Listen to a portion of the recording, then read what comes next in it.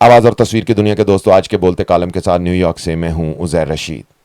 घोड़ों और गधों की रेस हो रही थी। बादशाह सलामत समेत पूरा शहर उस रेस को देखने के लिए आया हुआ था।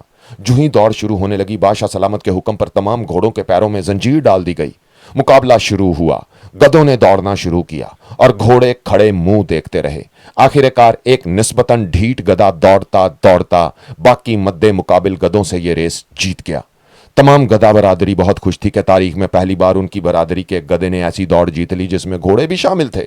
रेस खत्म होने के बाद बादशाह सलामत ने बगैर जराबों वाले बड़े बड़े बूट पहने और खरामा खरामा चलते हुए जीतने वाले गधे के पास तशरीफ लाए और उससे पूछा, तुम क्या समझते हो, इस शानदार जीत के पीछे किसका हाथ है? तो गधा, जो हकीकत में गधा था, फख्र से सीना तान कर बोला, यह सब मेरे माँ बाप की शानदार तरबियत और मेरी दिन रात की सख्त मेहनत का नतीजा है। इसलिए मैं इस शानदार जीत के पीछे अपने माँ बाप और अपनी मेहनत का हाथ समझता हूं कि मैंने ना सिर्फ तमाम गधों को हरा दिया बल्कि रेस में शामिल घोड़ों को भी हरा दिया, बल्कि घोड़े तो मेरी रफ्तार देखकर दौड़ना ही भूल गए।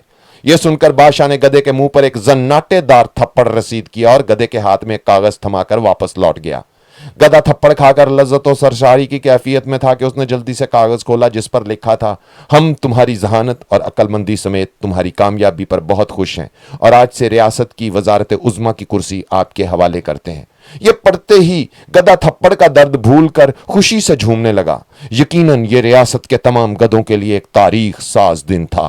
बादशाह सलामत खरामा खरामा चलते हुए जंजीरों में बंधे घोड़ों के पास से गुजरे तो घोड़े ने सर उठाकर बादशाह की तरफ देखा और बोला, आप हर जंग में मुझ पर ही सवार होते रहे और आज इतनी बड़ी इज्जत जो मुझे मिलने वाली थी, मुझे उससे महरूम कर दिया।